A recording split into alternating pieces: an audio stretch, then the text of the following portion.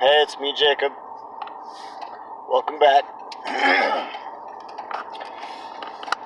Right now, I'm on my way to group counseling. I go to group counseling 3 times a week: Monday, Wednesdays, and Fridays. It's pretty much terms of a 3-year probation period that I have due to taking a suspended sentence of 5 years. Earlier today, I left off a video. Sorry about the quality of that, by the way. Basically, on my morning routine, I go to work 6 times a week. Kind of do that. Basically, it was whether or not I was going to have any work today or not. Unfortunately, we had some snow falling this morning, so we didn't tear into any roofs. No work today. It's a pretty stressful part of my life because, like I said, bills got to be paid. Stuff like that. Give a shout out to Crossroads Counseling.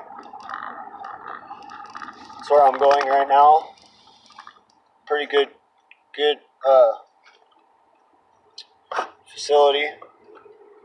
Pretty good group.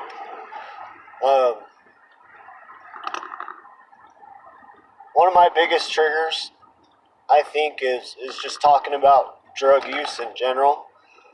And that's really hard for me because, we go into these groups and we talk about our triggers all the time. We talk about drug use.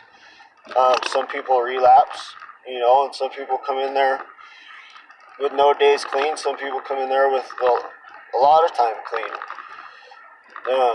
That can be pretty hard for me, especially being an IV user. But, we work through it. We got to stay strong. Stay strong for the kids, mainly for myself. Behind bars is just no way of life for a family man and a parent.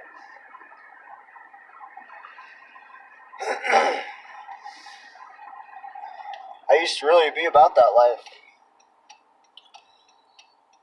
I set out to sell more methamphetamine than to make more money than I've ever seen to buy a house for my kids so that they could raise their kids in a house and not have to struggle as hard with life as I did. Things just didn't work out too well. You have people that get busted and investigations that start up, which is initially how I ended up pretty much in junkie mode. Just kind of to just distract the police officers and kind of flip things around from the investigation and the big thing that I had been wrapped up in. Nothing good came out of any of it. I did meet my girlfriend Stormy, love of my life, in addiction, and I wouldn't change it for nothing, but we went through some hard times. I was so about that life that I tattooed meth pipe on my hand and a needle. That's how about it that I was.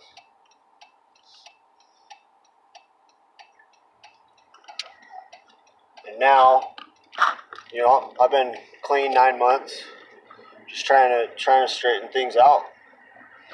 This is kind of my story,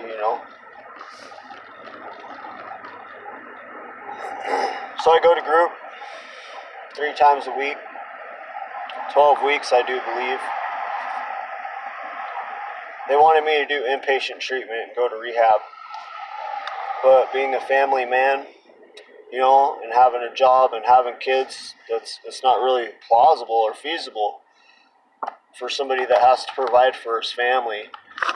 So I kind of talked the state and probation into some kind of treatment. As long as I provide clean drug tests and continue going to treatment, it should be acceptable. Only time will tell, I suppose. I have the urge to use all the time. You know, it's a battle that I'm going to have to face probably the rest of my life. It may or may not get easier.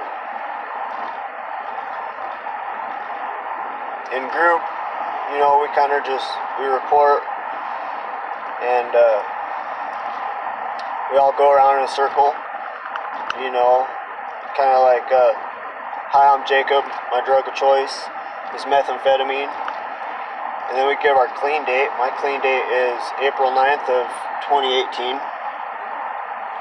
And we usually give a feeling word for the day. My feeling word for the day is going to be bored and anxious because, you know, usually I'm working, and today we had no work. I went home, I had breakfast with the family, kind of sat around and watched some Lifetime movies. We went into town for a little bit today to order a cake for my second daughter, Maylin. Her 5th birthday is coming up on the 7th. So we're kind of preparing for that. We went into the cake shop and let her pick out her cake. We're going to do a Frozen theme. That's kind of why we had to get out of the house, is because, you know, I was bored and anxious, and as they say, idle hands is the devil's playground. And it's true. You know, if you're bored, you're not doing shit, you used to, you know, filling that time with drug usage, getting high and starting a project, which I really used to enjoy doing, you know. But like I said, nothing good ever came out of it. I lost everything in my life and had to regain it in a 9-month period. I just want to say to everybody else out there, you know, sober or not, it's possible. It's very possible. A year ago today, I was shitting in buckets. I was wearing clothes from the poverty box that didn't fit. I was wearing shoes from the poverty box that didn't fit. Wiping my ass with socks, shooting up 10 times a day.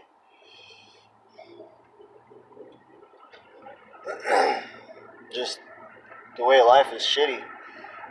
A lot of you understand what I'm talking about. I just want to say that anything's possible. If you're tired of living that way, you can do it. I mean, it is a lot better out here once you get past all the bullshit. You know, you start getting your life on the right track again.